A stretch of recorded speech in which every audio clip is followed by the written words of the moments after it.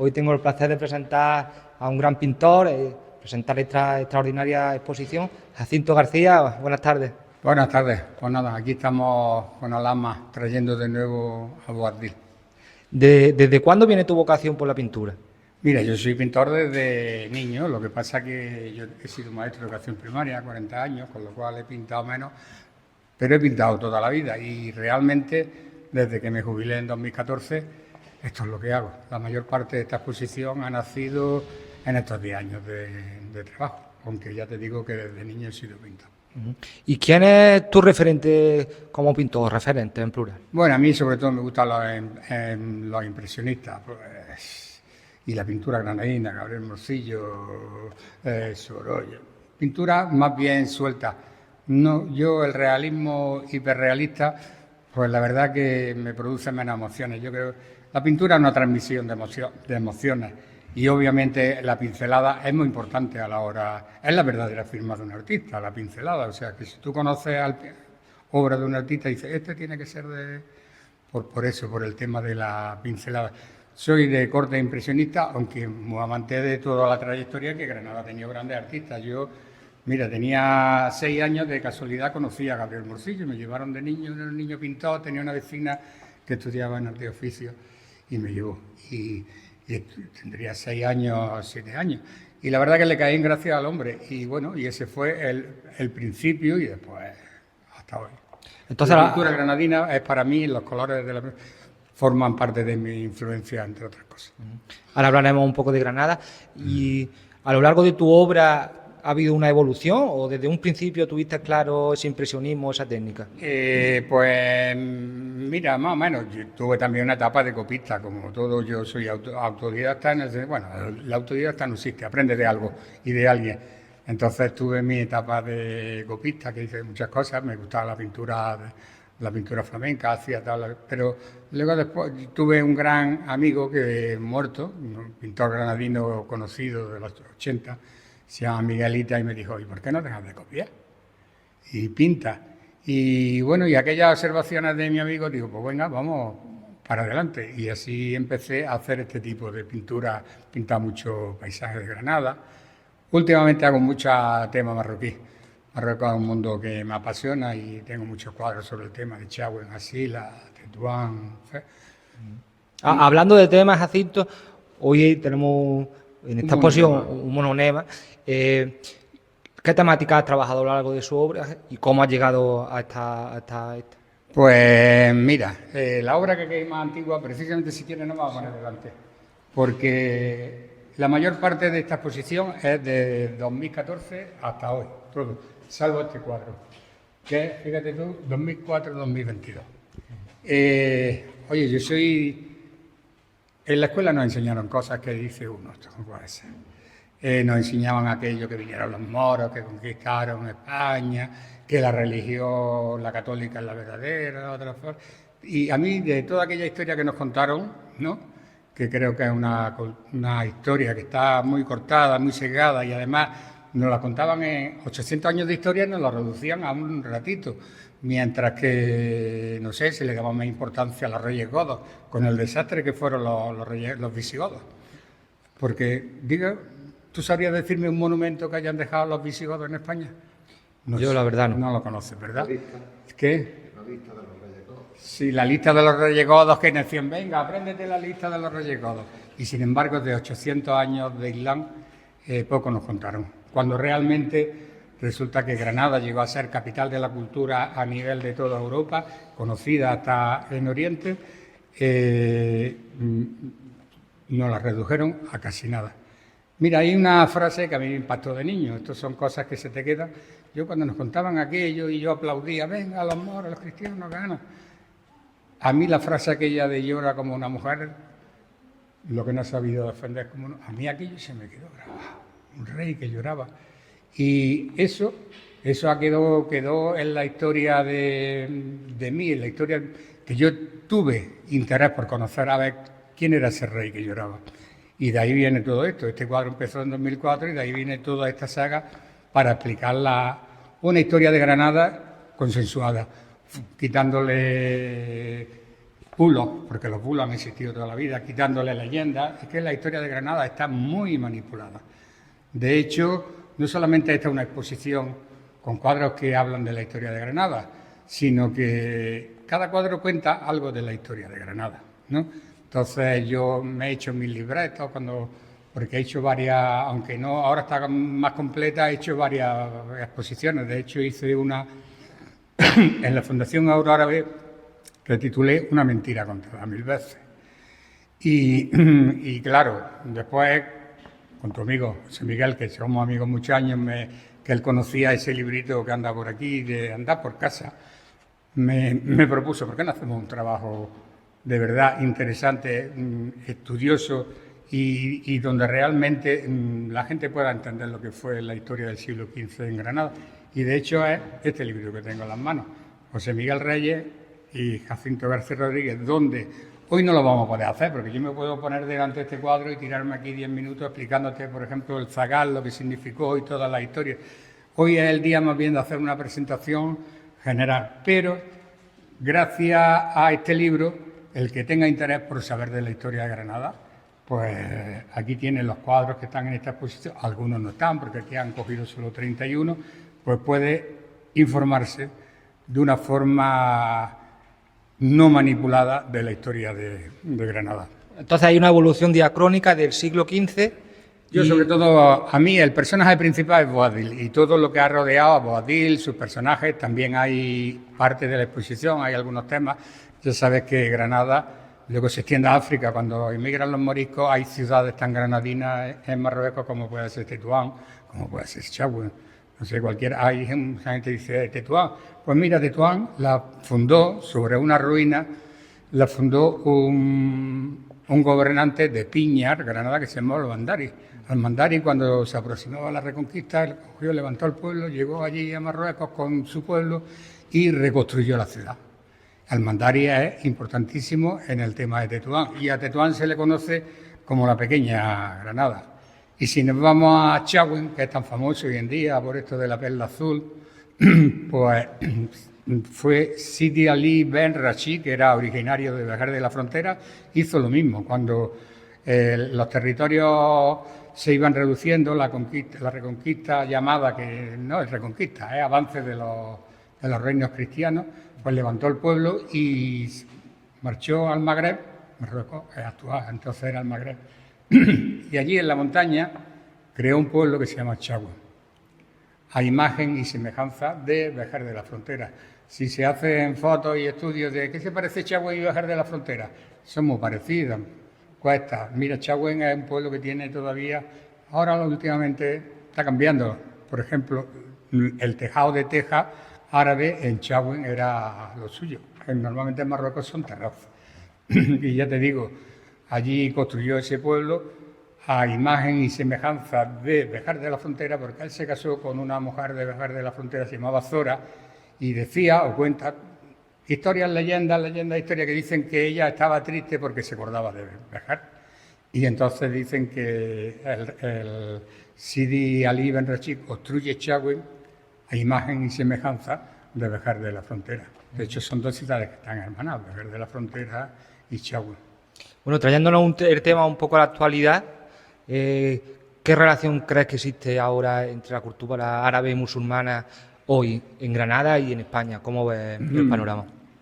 Mira, sobre la cultura árabe, yo te diré una cosa. Fíjate tú, yo cuando en el año 2014 se descubre la tumba de Boabdil, yo aquí el primero que va y dice, yo voy. Me encontró trabajo encontrarla, solamente tenía una foto de referencia del periódico. En Marruecos hay una cuestión muy clara, esto es institucional.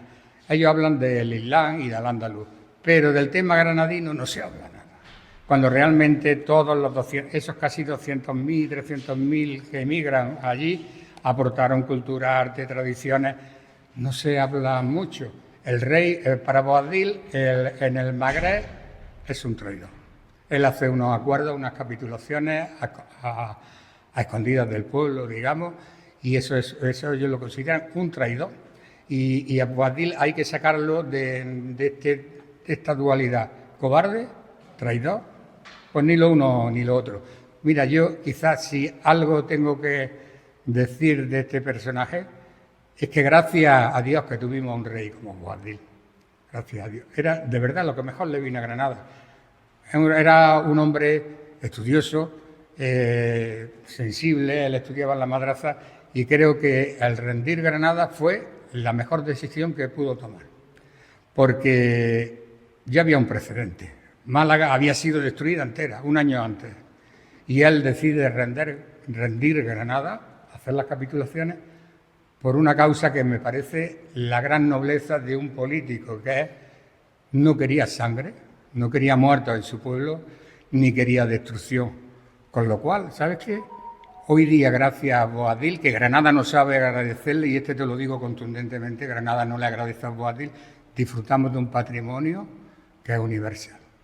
Si hubiera sido otro gobernante, como era su padre, que era más guerrero, o su tío, el Zagal, no habría quedado nada en Granada. Mira, hay un dicho en Málaga que dice: los malagueños, por esto de la cultura, los hacendados, los trabajadores, hicieron de noche una alcazaba, piedra a piedra, no quedó nada. Creo que ese es el gran significado que tiene Boabdil. Es, primero, ni sangre en su pueblo, la situación fue dificilísima al final, ni destrucción. Y esto se lo tenemos que agradecer los granadinos muchísimo más de lo que lo tenemos en cuenta. Y esta es mi misión, ¿entiendes? Mira, yo tengo en mi estudio, si alguna vez alguien me visita, lo diré luego aquí, yo en unos viajes, yo viajo a Marruecos con frecuencia, me encanta Marruecos, en una cacharrería, digamos anticuaria, cacharrería, de pronto veo allí un trozo de lápida de piedra de mármol partida en dos. Yo rápidamente me di cuenta que aquello era nazarí, por la decoración. Ya sabéis que la escritura árabe, la alhambra, es un arte, porque es palabra convertida en arte con adornos, ¿no? Los adornos florales nazaríes son muy característicos. Y entonces yo cuando digo que aquella piedra me llamó la atención, la compré, me la traje. El moro que me la vendió, le pregunté: mira, ¿y esto? Dice: esta piedra ha venido de Fez. Yo sabía que era nazarí por la decoración. Luego, con un amigo, yo tengo amigos musulmanes que, aunque sean muy creyentes, son una gente fantástica. Sentábamos: mira, vamos a traducir esto, tal. Claro, un musulmán profundo se sabe el Corán de memoria. Pusimos a mirar la estela y bueno, si no me voy a extender, porque en realidad, ¿qué viene a decir la estela? Es una corta sura. La sura, el Corán se divide en suras, ¿no? Entonces es un trocito de una sura coránica donde se habla sobre por qué Dios, Alá, crea el mundo. Y luego, cuando hablábamos sobre la frase, decía: no, esto tiene un sentido muy profundo. Mira, el árabe tiene 22 millones de palabras. Traducirlo literalmente puede llegar a un error catastrófico, ¿no? Y entonces, intentando entender aquello sobre la creación, pues en el fondo a mí me satisfizo haber encontrado aquella piedra por una razón, porque habla de la creación. Los artistas no son dioses, son creadores.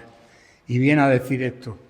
Esa frase viene a decir esto: todo lo que has hecho es por algo y para algo. Esa me la aplico yo. Yo llevo 10 años trabajando, investigando, pintando. ¿Y por qué he hecho esto? Porque por la dignidad de Boabdil. Aparte de que el tema, la ciudad, todo esto me encante, pero yo, en lo que pueda, contribuir a que Granada, el mundo, reconozcan la dignidad del que fue, sin duda, un grandísimo rey. Él no construye la Alhambra, pero si es que cuando Jesús I y Mohamed V construyen la Alhambra, resulta que están en un periodo de paz. Enrique IV habían firmado un tratado de paz y entonces Jesús I se permite construir Palacio de Comares. Mohamed V se permite hacer, con una salvedad, que ya se lo decía Al-Jatib. Al-Jatib es un personaje también que es el Leonardo da Vinci de Granada. Era de una sabiduría. Bueno, no vamos a entrar en la historia de Al-Jatib porque entonces no vamos. Pero la Alhambra se construye en periodo de paz. A Boabdil le tocó lo peor de todos los tiempos. Además, él se reconoce que no tenía el carácter de buen político. él la guerra pues no era lo suyo era más bien la cultura, la poesía, estudiaba en la madraza y le costó trabajo aceptar el trono. Y decía que su padre y su tío eran mejores gobernantes. Pues mira, sería mal gobernante, pero agradecido porque a pesar de todo lo que se le opusieron, ¿no? Mira, los reyes católicos eran más astutos, lo tenían cogido en una pinza. Por un lado, lo amenazaban de destruir Granada, con lo cual Boabdil, pero por otro lado lo amenazaban, sabes que las capitulaciones se hicieron en secreto, cada uno nombró unos secretarios, se hicieron en secreto, y entonces cuando se termina aquello, lo amenazaban a Boabdil de publicar las capitulaciones, para que el pueblo entrara en rabia y le provocara su propia muerte. Entonces, ahí está Boabdil en una situación complicada, pero sabia decisión, y sobre todo por eso, ni sangre ni destrucción. Vale. Bueno, y ya para acabar esta entrevista te quería comentar, porque aquí hacemos mucho bandera del poema fronterizo del Aire de mi Alhama, no sé si lo conoces. Sí, lo conozco, claro. Y si te ha inspirado, si lo has leído o qué te parece. Sí. Mira, obviamente, aquí de Alhama relacionado a el rey Muley Hacén, ¿no? Muley Hacén, por eso se llama esta exposición el principio del fin. Mira, Muley Hacén llega al trono derrocando a su padre, por un lado.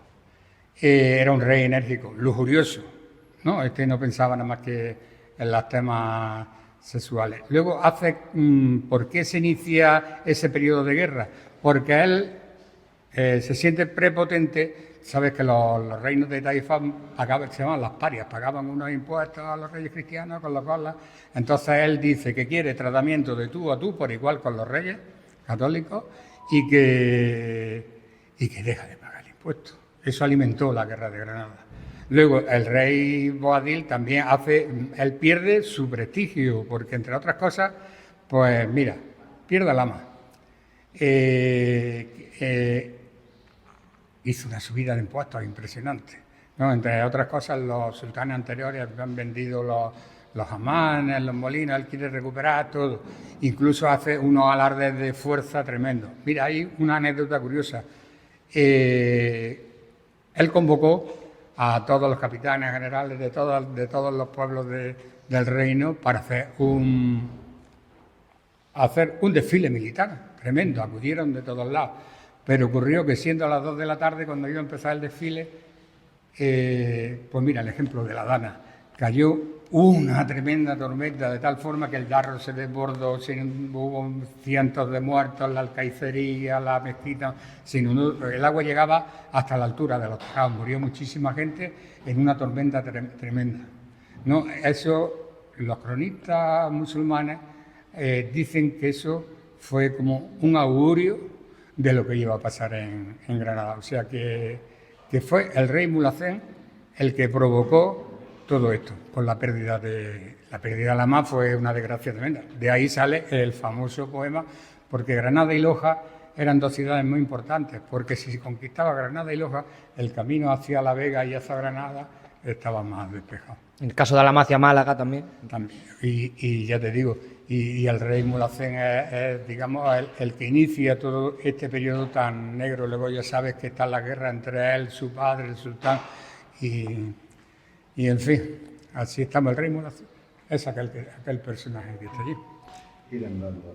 Sí. Sí. Pues bueno, Jacinto, entonces, si quieres decirnos algún detalle o algo ya para acabar. La última, esto es hipótesis, porque te digo que yo no creo en ningún escritor.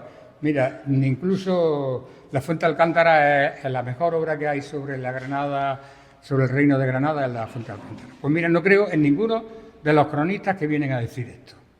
Que Boabdil se retiró cuando está en Fez, se hace un palacio como la Alhambra. Y digo, qué pedazo de disparate. Qué pedazo de disparate. Estos cronistas no pueden entender lo que es la filosofía de un musulmán. Mira, Boabdil era una persona muy creyente, porque él lo decía, todo me ha defraudado hasta la muerte, que no quiere nada conmigo. Mira, este cuadro que tienes aquí es como yo entiendo, y te explico por qué el final de Boabdil. Mira, la mayoría de los cronistas dicen que Boabdil muere en una batalla, que está el cuadro aquí, de batalla de Guadalhibit o del Río de los Esclavos en 1513. Pero ahora nos vamos a los relatores de de los vencidos, que llega al Macari, que es un escritor tunecino muy conocido que escribe sobre la historia del Andaluz, llega a Fez y se encuentra a todos los descendientes de Boabdil viviendo de la pobreza, de la caridad. Este rey no se hizo en ningún palacio. Tú sabes lo que es perder todo en la vida. Y dice, lo he perdido todo. Ha perdido todo el reino, pérdida de Irán en España, muerte de la gente que más amaba, y llega a un territorio que es hostil. Los granadinos no eran bien recibidos, lo llamaban los cristianos castellanos, por cierto, no eran bien recibidos. Él siempre tuvo la esperanza de que algo pudiera pasar y pudiera volver. Él lo escribe en el manuscrito carmesí, que a él le resultaba Fez, le resultaba hostil, pero bueno, allí lo acogió el sultán. Según los cronistas estos dicen que en el 1513 le ayuda al sultán a una batalla, la batalla de Guadalajara, que se llama, porque las tribus del sur estaban atacando la ciudad y que allí muere y su cadáver se pierde en el río. Eso no es cierto, porque llega al Macari, que conoce a los descendientes. Boabdil murió en el año 1573. Fíjate tú, se fue con 33 años y llegamos a los 73 años, 40 años que no se sabe nada. Yo esto lo entiendo. ¿Cuántas personas han sido grandes e importantes y de pronto tienen una evolución en su vida que abandonan todo, se van a su cortijo en el campo con sus 4 gallinas y no quieren saber del anterior nada? Yo lo entiendo en este hombre. Posiblemente, como era muy religioso, adoptó una vida ascética. Mira, este personaje es real, yo lo he conocido en las calles de Tánger. Es el modelo de mi cuadro. Te explico que cuando yo pinto este cuadro, yo he estado en algunas cuestiones de pintura, concretamente la Fundación Requi Murcia, me invitaron a una... Y alguien me comentó esto que te voy a contar, ¿no? Yo pinté este personaje porque uno intuye que puede ser. Este personaje no se hizo en Alhambra ni fue el resto de su vida, pues bueno, pues esta gran tragedia que sufrió. Pues alguien me contó que había un cuentacuentos, que esto se ve todavía en el Marruecos medieval, existen los cuentacuentos de las plazas. Entonces recitaba un poema sobre el rey Abdalá. Ten en cuenta que Boabdil lo llamaban aquí. Boabdil se llamaba Abu Abdalá Muhammad ibn Abil Hassan Ali. Recitaba el poema del rey que había perdido su trono y que ya viejo y desmemoriado, esto lo reconoce en el manuscrito carmesí, que estaba perdiendo la memoria, viejo y desmemoriado, andaba por las calles de Fez y le preguntaba a la gente, ¿cómo se llama mi ciudad? Y la gente le decía, Garnata. Seguía andando. Volvía a preguntar, ¿cómo se llama mi ciudad? Y la gente decía, Garnata. De tal forma, termina el relato del cuentacuentos, que el día que la gente, ten en cuenta que han pasado 40 años en Fez, que el día que la gente se olvida de decirle Garnata, Boabdil se encerró en su casa, dejó de comer y se murió. Este es mi relato de la última escena que yo intuyo. La intuyo, aparte por la información que me da estas personas de Marruecos, intuyo que realmente este fue el final de Boabdil. Él no se hizo en un palacio. Él había perdido todo, lo que se puede perder, todo, amores, familia, reino,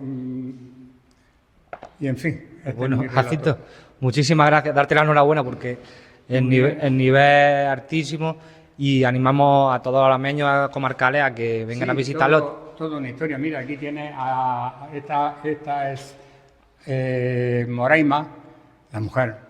Sabes que Moraima se casó con Boabdil, tenía 15 años, él tenía 17. Sabes que esto fue un matrimonio pactado por su madre. Y aquí tiene a Aisha. Aisha, su madre, sabes que Aisha le acompañó hasta Fez, o sea, Aisha murió también en Fez. Mira, esta es una mujer muy maltratada también, como Boabdil. Este cuadro se llama Aisha, el espíritu de la resistencia. Una mujer que te repudia, no, te repudia tu marido, se casa con otra más guapa, más joven, encima que quiere hacer sucesores de Granada a los hijos de la otra. Esta es una mujer con un carácter tremendo. Es una mujer del siglo XXI. Ella mira, además sufre humillaciones. Mira, había en Granada, esto se hace en Marruecos, existe en Marruecos el Día del Rey, que va a una ciudad y claro que aprovechan que cuando va a una ciudad blanquean todo, lo ponen todo porque vaya el rey. No, pues había un día en Granada que era la fiesta del rey. Y entonces el sultán y la sultana salían y saludaban a la gente. Pues para ahí, tú te imaginas el día que el rey Mulhacén, en vez de salir con Aisha, mira, Aisha era hija de sultán, viuda de sultán, y casada con Muley Hacén, que también fue sultán, o sea, era una mujer de un prestigio. Pues fíjate qué humillación llevar a Soraya en lugar de llevar a Isa. Esto el pueblo no se lo perdonó tampoco. Fue una humillación como mujer, por eso no luchó para quitarle el trono, más debería de haber hecho. Bueno, pues a todos los alameños comarcales, vamos a seguir un poco siguiendo la exposición. Quien quiera saber más puede leer el libro, la verdad, porque es que era una enciclopedia, Jacinto, era una enciclopedia. Bueno, pues como me pongo a hablar está ahí arreglado, ¿sabes? Mira, en realidad el libro, ves, contiene todos los cuadros y no una historia cronológica, sino que yo te voy contando de cada personaje o cada situación, pues las cosas que creo. Este libro, a mí me ha preguntado mucha gente, ¿qué libro me leo de Boabdil? Pues yo te diría, léete este, porque aquí entre José Miguel y yo lo hemos limpiado de polvo. Aquí no hay bulo no hay bulo, ni hay cuento, ni hay leyenda. Es todo limpio, de verdad, para dignificar. Creo que fue un gran rey. No construyó nada, pero ¿qué iba a construir? Si la situación no lo permitía. Bueno, pues si te parece, para despedirnos, frontalmente tenemos un cuadro que además el marco llama muchísimo la atención. Me parece buena descripción. Que yo he hecho de Boabdil. Mira, no sé, el duque de San Pedro de Galatino hace una tesis doctoral que le hacen doctor honoris causa, hace un libro sobre Granada y sobre Boabdil y todo esto, pero muchos más, ¿no?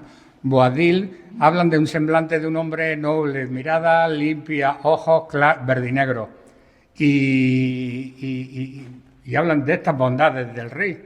Mira, fíjate tú, González Fernández de Córdoba llega a decir de Boabdil que fue un gran rey para su pueblo.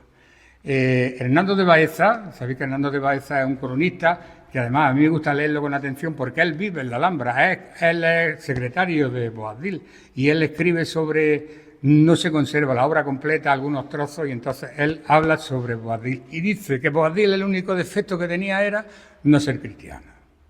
Entonces esta semblanza, dice, vamos a ver, mira, hay retratos de Boabdil de estos grabados que se hicieron en el 16, 17, ese no se representaba la característica física, se presentaba a lo que significaba. Y entonces lo ves con una corona cristiana, con un aspecto, y dices, mira, esto no se parece ni Boabdil ni por asomo. Entonces, claro, yo al hacer esta colección quise pintar un Boabdil. Pues, ¿sabes cuál fue mi fórmula? Un día en un bar de Granada, un chico trabajador, pintor, estaba en la barra y digo, no, este es mi Boabdil. Me levanté y le expliqué, digo, mira, quiero hacer este cuadro. ¿Quieres que te haga una foto? Se llama Iván Ramírez y vive en La Chana. Creo que, ¿dónde van a buscar la cara de Boabdil? Era granadino, pero si es que estamos hablando de granadino. ¿Dónde va a encontrar a alguien que se parezca más a Boabdil que en Granada y un granadino? Pues este fue el personaje que me inspiró Iván Ramírez, se llama Vive en La Chana, y me sirvió para hacer este retrato de Boabdil, que creo que lo humaniza. Lo otro es un disparate, y esos grabados que le hicieron con una argolla en el cuerpo. Mira, yo creo, la verdad, es un personaje que ha sido tremendamente maltratado por la historia. Pero aquí estoy yo, ¿sabes? Aquí estoy yo para hacer una defensa. Buenas tardes y bienvenidos a esta exposición que organiza el Patronato de Estudios Alameños, exposición de obras de arte, de cuadros, titulada Al ama al principio del fin, que va a estar abierta desde hoy, día 13 de junio, hasta el próximo día 27 de junio. Desde el Patronato hemos invitado a todos los colectivos, asociaciones, centros docentes y a toda la población en general para que puedan visitarnos en ese periodo de tiempo, en estas 2 semanas, que como decía va a estar abierto del día 13 al día 27, en horario de mañana y tarde, excepto los domingos, desde las 11 hasta la 1 por la mañana y por la tarde de las 5 hasta las 7 de la tarde. Una exposición que organiza el Patronato de Estudios Alameños.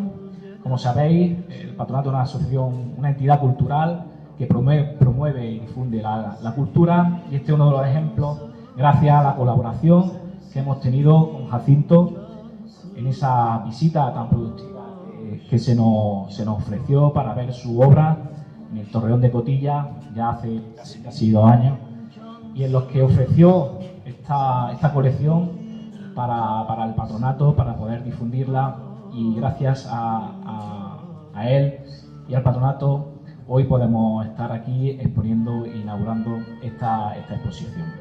También, como no, quiero dar las gracias al Ayuntamiento de Alhama de Granada, que siempre tiene a bien el colaborar con todo este tipo de iniciativas, a su alcalde, al concejal de Cultura, Juan, que nos han facilitado todo lo necesario para que hoy podamos estar aquí y que veáis pues bueno, esta presentación que arroja sin lugar a dudas en los cuadros de Jacinto, ese luz, ese color y sobre todo por lo que nos interesaba tanto, ¿no? De ese personaje histórico tan ligado a Alhama y la importancia que tuvo Boabdil y que tuvo en sí Alhama allá por aquella época en el siglo XV. Yo voy a ser muy breve porque a continuación van a tomar la palabra Alina, que también quiero darle las gracias a los miembros del patronato y en especial a ella por estar en todo lo relacionado con la cultura, con el arte, muy pendiente y sobre todo por ser el alma mater de la organización de este acto. Y también, por supuesto, al presidente de honor, que siempre pues, nos ilustra con la historia y con dándole la importancia que realmente tiene Alhama y que tanto nos ha servido en el patronato a lo largo de estos años. Después tendrá la oportunidad de intervenir el autor, Jacinto, como decía, Andrés García Maldonado, el señor alcalde y por último tendremos una actuación musical de Debbie Eyre para finalizar el acto. En definitiva, bienvenidos a todos, muchísimas gracias por vuestra asistencia y a continuación tiene la palabra Alina. Muchas gracias.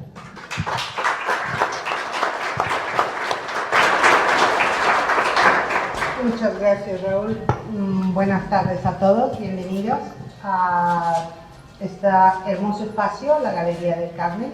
Los agradecimientos ya los dio Raúl, pero yo tengo que decir gracias, principalmente a Jacinto por aceptar mi propuesta de venir a Alhama de Granada, el sitio en el que, como su propia exposición lo dice, es el principio del fin. Aquí empezó el principio del fin. Agradecimientos a todos, al patronato, al ayuntamiento, a todas las personas que poco a poco, con un granito de arena, familiares, amigos, que han hecho que esto se logre y sea posible. Y en especial a todos ustedes por estar aquí ahora, porque sé que van a volver en las próximas 2 semanas, de turno de mañana y tarde, a traer amigos y a traer a familiares a que conozcan esta exposición, esta muestra. ¿Y por qué digo una muestra?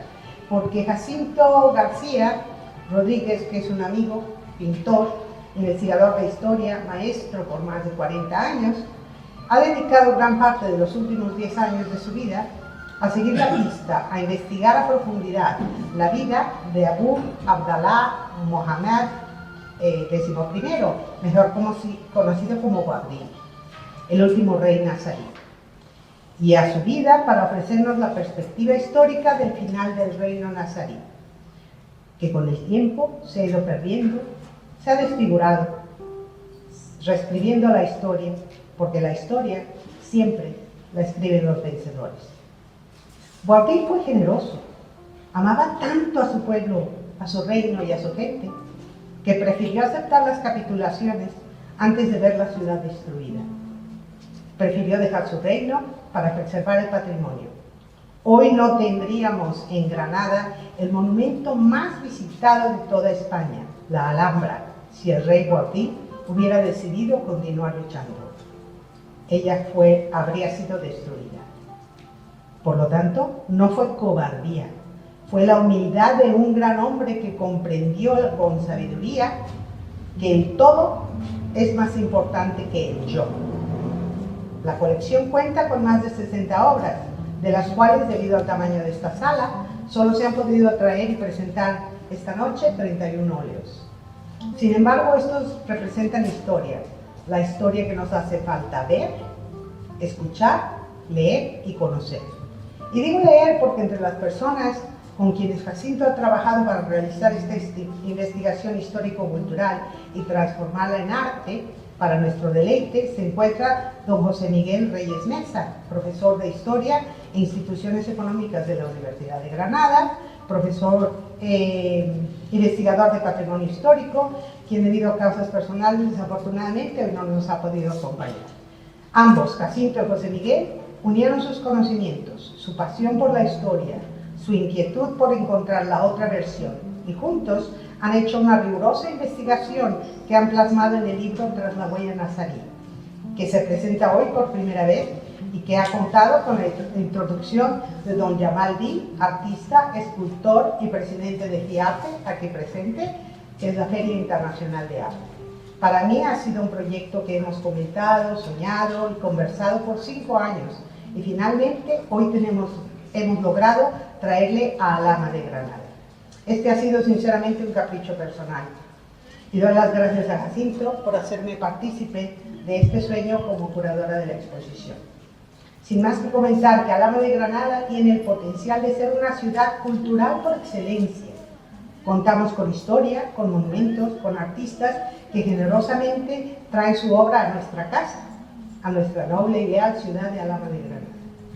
Como todos saben, Granada ha sido nominada como Capital Europea de la Cultura en 2031, y esa designación podría contribuir significativamente a la conservación, promoción y puesta en valor del patrimonio histórico, cultural y artístico de Granada y su provincia. Alhama de Granada tiene una gran oportunidad de prepararse para ello y que no nos tome por sorpresa. Acoger, adoptar y mostrar arte de calidad, no solo a los ciudadanos, sino promover que Alhama sea un referente en materia de cultura, es una responsabilidad de autoridades y ciudadanos. Porque a los artistas, a los pintores, a los escultores, a los músicos, a ellos ya los tenemos en nuestra ciudad, ellos ya aman nuestra ciudad, ya están aquí, su obra está aquí. Sin más, les presento a don Jacinto García Rodríguez, maestro, pintor e investigador histórico, autor de esta exposición. Gracias.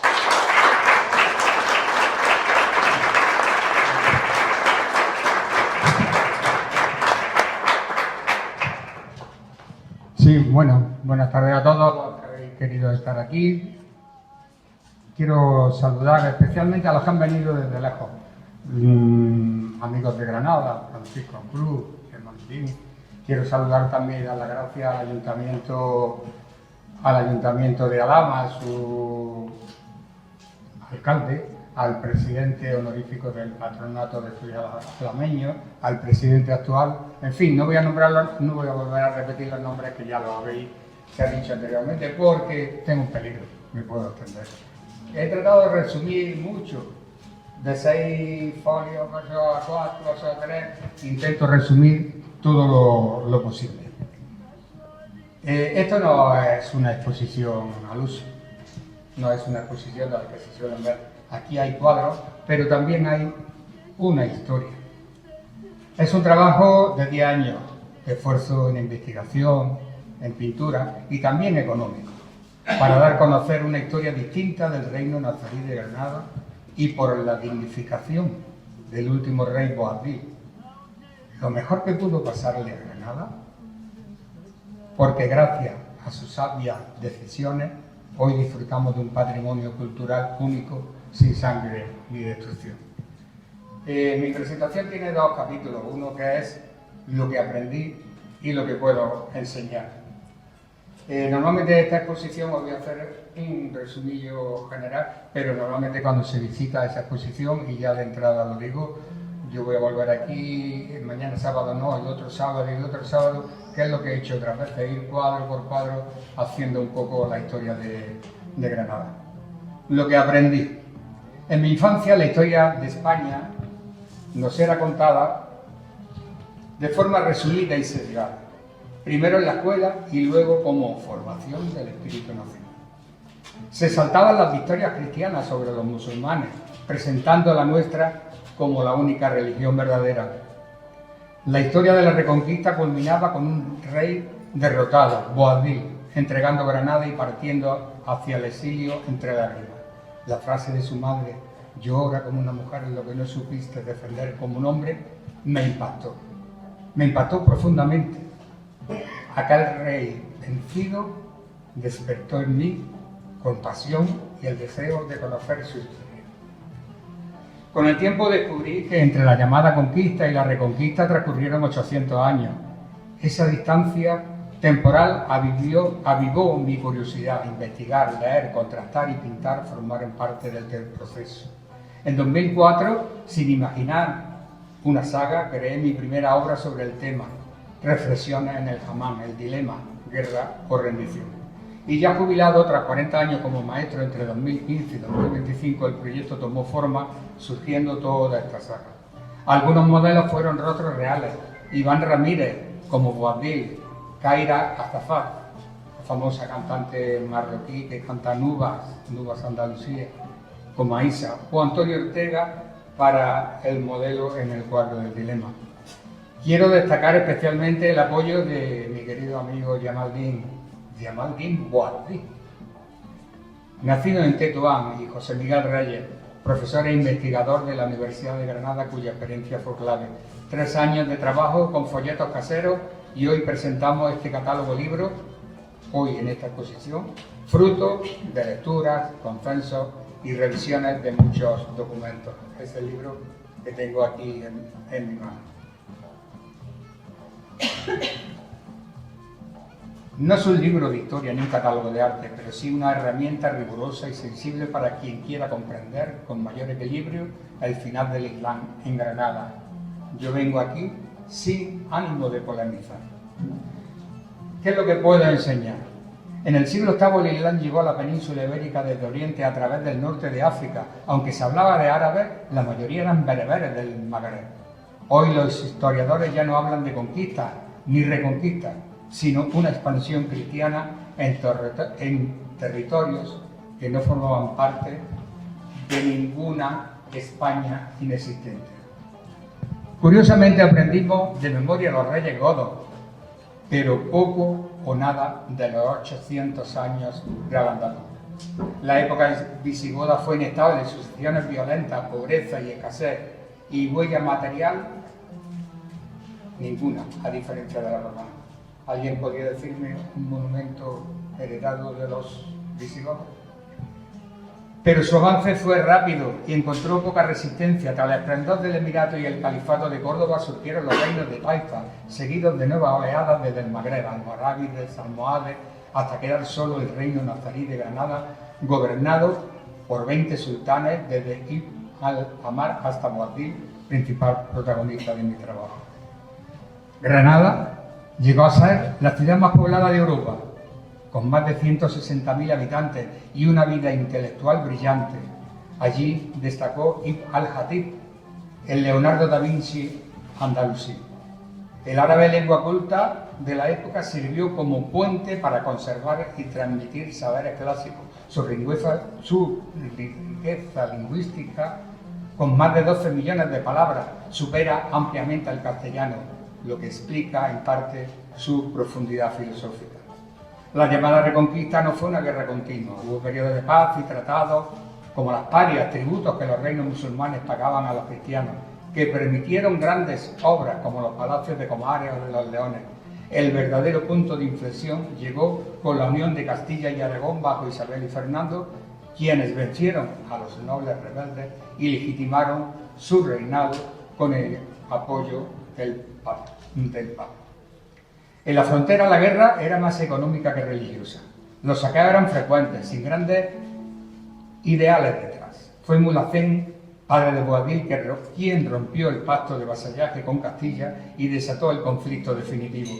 Internamente el reino estaba dividido. Muley Hacén, su hijo Boabdil y su hermano El-Fagal luchaban por el poder. Esa desunión fue para muchos cronistas la verdadera causa de la caída de Granada. Muley Hacén era un hombre apuesto, con grandes cualidades, pero dominado por una lujuria desenfrenada. Sus amoríos con Soraya, la deshonra de Aisa y la pérdida de Alhama hunden su prestigio. Eso añadido los grandes subidas de impuestos que hizo. El Islam nazarí era abierto, alejado del fundamentalismo. Muchos escritores de los vencidos dicen que en Granada una de las razones que se pierde es porque se había dejado de cumplir los deberes con Alá. ¿Y qué significa cuando se dejan de cumplir los preceptos con Alá? Que la religión estaba perdiendo fuerza. Cuando los moriscos emigraron al Magreb, se les llamó cristianos castellanos. Las mujeres, aunque sin igualdad, tuvieron influencia, como Aisa, madre de Boabdil, apodada Al-Hurra, la honesta. Esto es una mala traducción. Ya he dicho que el Islam no se traduce literalmente, hay que interpretarlo. En realidad lo que querían decir es que no tenía deseo sexual. Fuerte, decidida, clave en el destino de su hijo, Moraima, su única esposa, fue elegida por estrategia política, pero con el tiempo se convirtió en su compañera leal. A diferencia de su padre, Boabdil no tuvo a él. Fue un hombre introspectivo, melancólico, espiritual, aficionado a la poesía. De hecho, sabemos que él asistía a su formación a la Madraza de Granada. Su vida estuvo marcada por la falta de afecto y las tensiones familiares. La infancia de Boabdil fue frágil, marcada por esa falta de amor paterno y materno y por un entorno hostil, amenazado de desprecio y muerto. Muchos saben que cuando nació Boabdil, el rey Mulafén consultó al astrólogo y le dijo que sí, que Boabdil llegaría a ser rey, pero con él se perdería el reino. Y eso marcó la relación de padre e hijo. Se forjó a sí mismo, sin referentes afectivos sólidos. Muchos cronistas hablan de él como un buen rey. Así lo decía Gonzalo Fernández de Córdoba, un buen rey, o Hernando de Baeza, que decía que el único defecto que no tenía era que no era cristiano. Valiente en la batalla como Loja y siempre se comportó con dignidad. El apodo del rey chico no se refería a su estatura, sino a distinguirlo de su tío el Zagal. Tenía el mismo nombre que él y le superaba en edad. Abu Abdallah Muhammad ibn Abil Hassan Ali era su verdadero nombre. Este último, el Zagal, con talento y ambicioso, acabó vendiendo sus posesiones a los reyes católicos. Después, con lo que recibió, emigró a Orán, y allí se dice que la historia que envió Boabdil unos emisarios para acusarles de traición. Fue sometido a juicio, le quitaron toda su fortuna y con una paleta de brasero le quemaron los ojos. Le pusieron un cartel en el pecho y decía: este es el rey de los granadinos. Boabdil vivió la peor época, guerra externa con los cristianos, guerra interna y con su familia.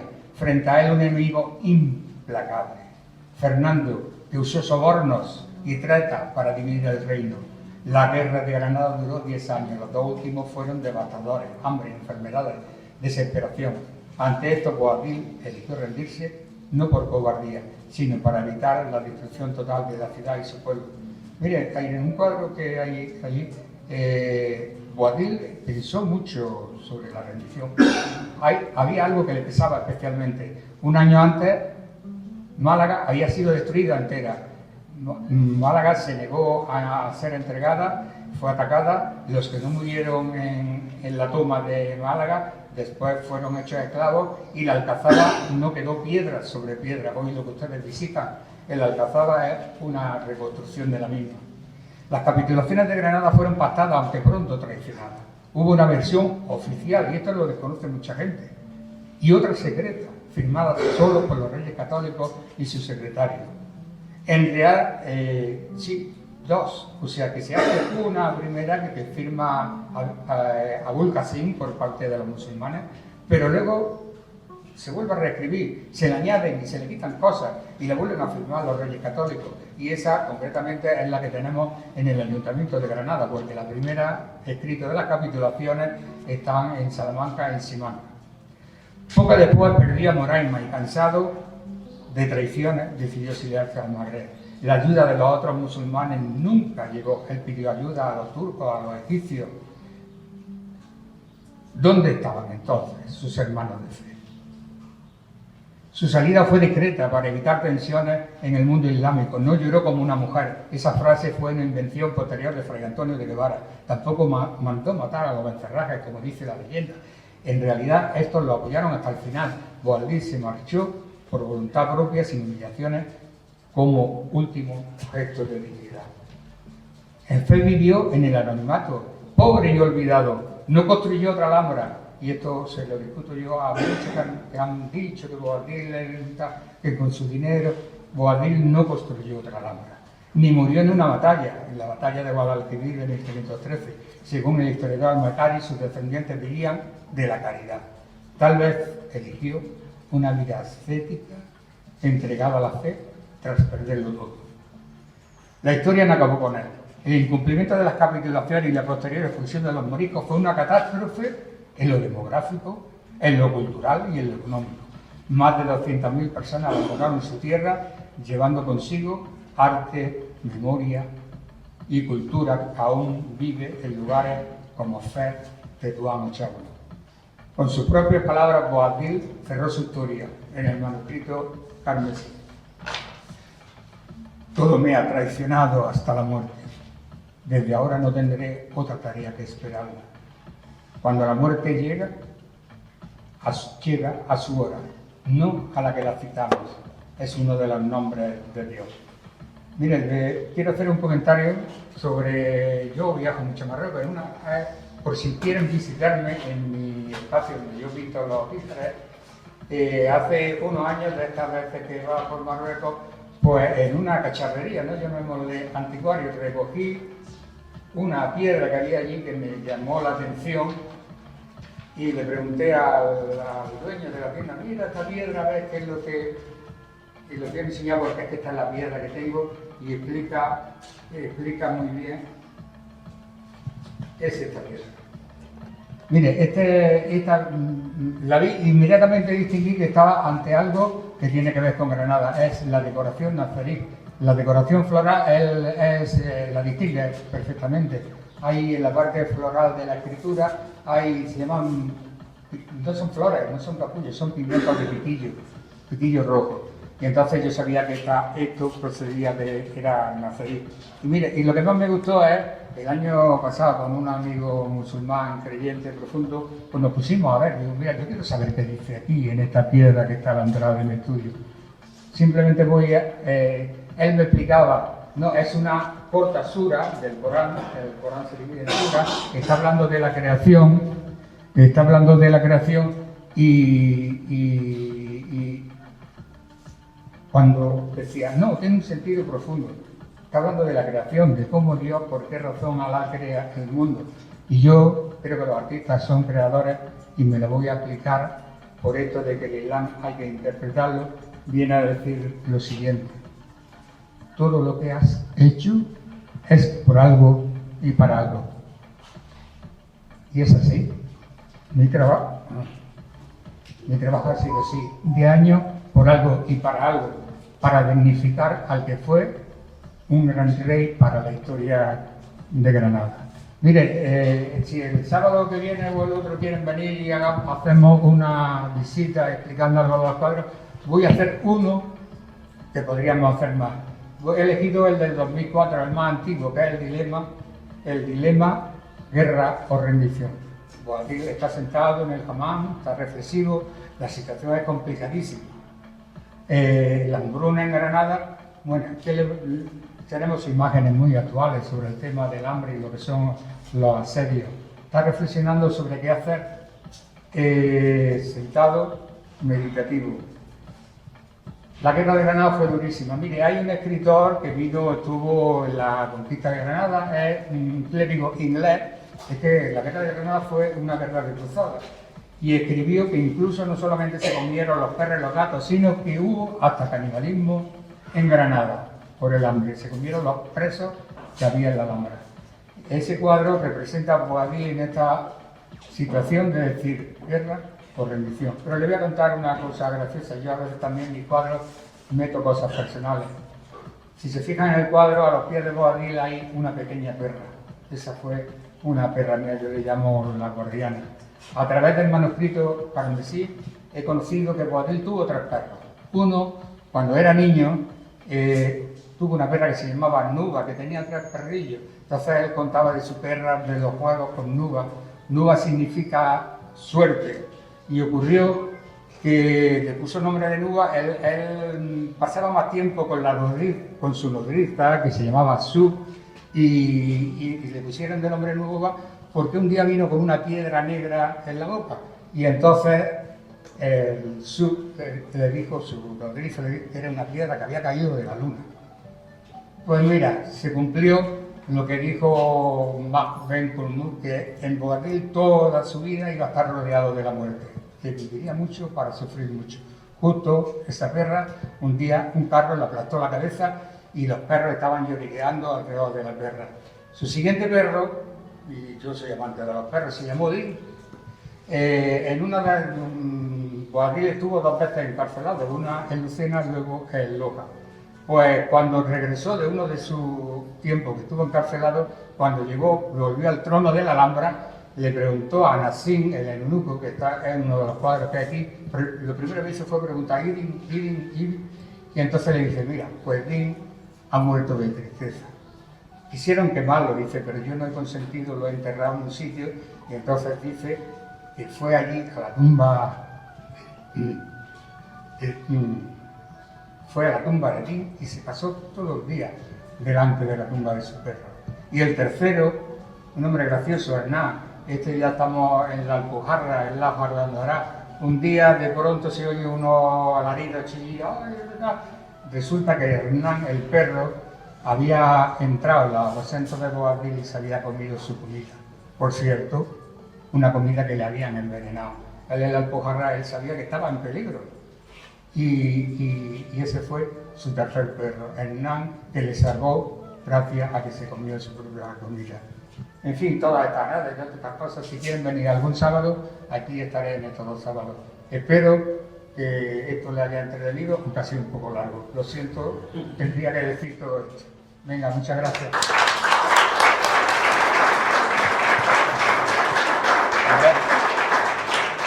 Le damos la palabra para un comentario a nuestro presidente honorario del patronato, Andrés García Maldonado. Señor alcalde, señor presidente del Patronato Estudio Alameño, querida Alina, querido Jacinto, Alina ha dicho muy bien que la historia la escriben los vencedores, pero también es cierto que la historia la transforman a lo largo de los siglos los perdedores. Yo no me voy a meter, lógicamente, en la historia de Boabdil al nivel que tiene Jacinto, inmenso, extraordinario, muy interesante y que lo vive con pasión. Sí le felicito y le doy la enhorabuena por esta exposición. Se oye bien, ¿no? Ahora sí. Bien.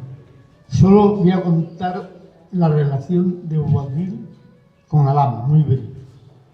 La primera relación de Boabdil con Alhama tuvo que ser, sin lugar a dudas, los días de verano, sobre todo, que sus padres, cuando estaban unidos, venían a los balnearios de Alhama, donde tenían una dependencia para ellos, que era de tiempo romano un gran baño que luego Isabel convirtió en el baño de la reina.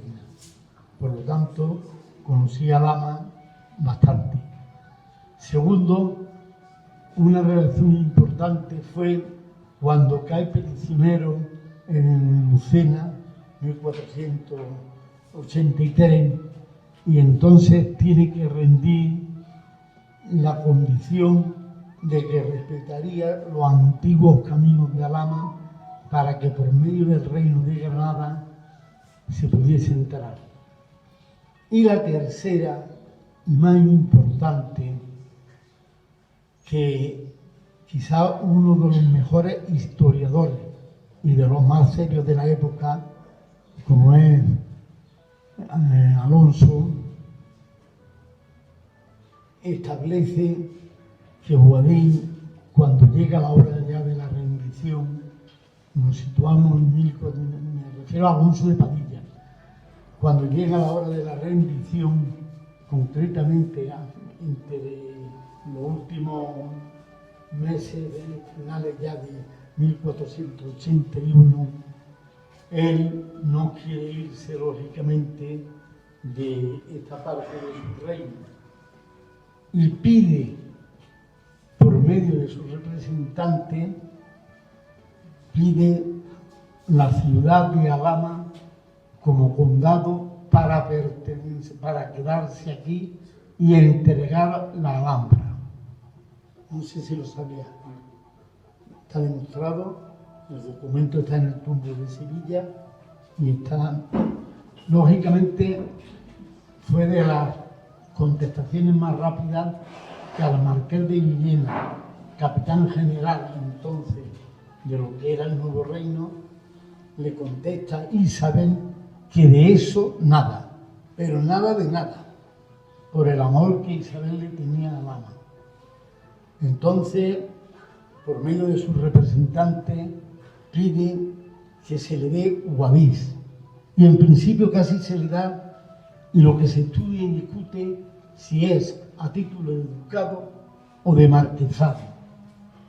Pero luego se arrepiente y comprende que estando todavía la situación como estaba, era peligroso tener, porque claro, se quedaban más de 1000 soldados con él, de su séquito, de todo lo que seguía, de tener en el mismo corazón de Granada, de tener ahí concretamente en muy buena disposición al que había sido el enemigo y podía volver. Entonces se le da coca, que es lo que es coca, en la Alpujarra, se le da y está hasta el año 1493. No, 1493. 1493 que le da a cambio de su marcha 21.000 onzas de oro. Y marcha ya con todo su séquito, toda su tropa. Moraima ya había muerto, bellísima, hija del alcaide que murió en la batalla de Lucena, con él, y murió. Y entonces marcha a el norte de África, pasa por Melilla y se sitúa en Fez, porque Muley Ahmed es el rey de Fez, que era un reino entonces, y lo trata realmente con toda dignidad, hasta el punto de que años después, bien en 1526, bien en 1533, llega la batalla de los hermanos Jarafe, tremenda, con una superioridad por parte de los hermanos, las tropas de los hermanos, al amigo de Guadil, pero Guadil acepta, tendría ya casi 70 años, acepta formar parte de las tropas y le encomienda un grupo de ejército, un cuerpo de ejército, le encomienda el rey a Guadil. Y aquí ya es donde Jacinto y yo no coincidimos, pero no porque no queramos, sino porque no coincide nadie. Si murió o no murió, si pasó, si se convirtió en mendigo, si lo sufrió, lo cierto es que quiso a Alhama para ser su sede. Y yo me permito, porque estoy reflexionando mientras que he ido viendo cuadros, que él ha prometido que va a hacer 2 más. Sí. Bien, sí. Pero yo creo que en nombre de todos los que estamos de aquí, empezando por el señor Carlos, el señor presidente del patronato de estudios de la AMEN, un cuadro de eso debiera de ser la vuelta de Boabdil a Alhama a caballo entrando por la puerta de Granada, que era la entrada a Alhama. La puerta de Granada reúne condiciones como fondo para el cuadro y tú no te hace falta hacer, sin lugar a duda, un cuadro maravilloso con un Boabdil montado a caballo y que al fondo se vea Alhama. Y para los alameños, señor Carlos, sería un honor tener ese cuadro. Una comisión, una encarga. Hemos tenido el honor de tener, hay algunos cuadros que se ven un caballo y su fondo. Estamos jugando lo mismo. Ahora, un día de estos que vengan, vemos lo que hay en la entrada de Granada, por donde entraron los reyes católicos a Alhama. Vaya, hasta el hecho es tan conmemorativo que aquel 9 abril de 2002, cuando viene por primera vez de visita a a Andalucía, el príncipe de Asturias, la entrada se hace por ahí, a Andalucía. Y se llama además Puerta de Granada. Y reúne condiciones para que ese cuadro sea realmente magnífico. Enhorabuena.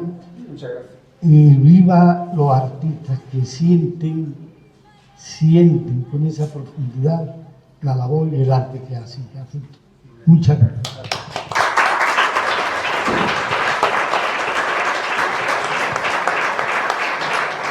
Ahora le damos la palabra al señor alcalde Jesús Ubiña para dar por inaugurada esta exposición.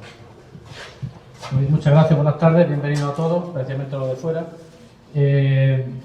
Darle las gracias al patronato, primero a su presidente, primera persona, presidente de honor, a Lina, al Consejo de Cultura, compañeros del equipo de gobierno, el resto del equipo de concejales de la corporación. En fin, únicamente daros, está todo dicho, como me enrolle más, vamos a echar aquí la tarde. Resaltar darle la enhorabuena y la bienvenida también a Jacinto, resaltar el carácter polifacético de Jacinto, en el que ya si es difícil escribir la historia, mucho más escribirla y pintarla, como lo hace él. O sea, yo le veo doble mérito, y más los que no sabemos ni apenas escribir ni apenas pintar, ¿no? Entonces, sí que es cierto que es un privilegio, os lo aconsejo que vengáis el sábado que podáis, porque tuve el privilegio el otro día, ayer creo que fue, me acompañó, me fue explicando todo desde Tetuán hasta aquellas personas adelantadas de imposible reproducir en tu nombre, Sí. que es Leonardo da Vinci de la cultura árabe. Al-Hadid.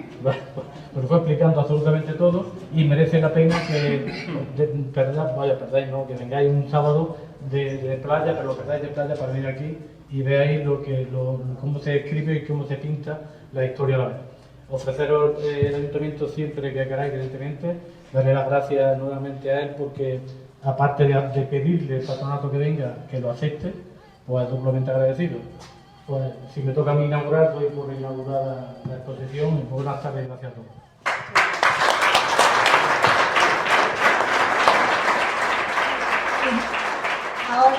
Ahora pueden pasar a ver todas las obras, las 31 obras de Jacinto.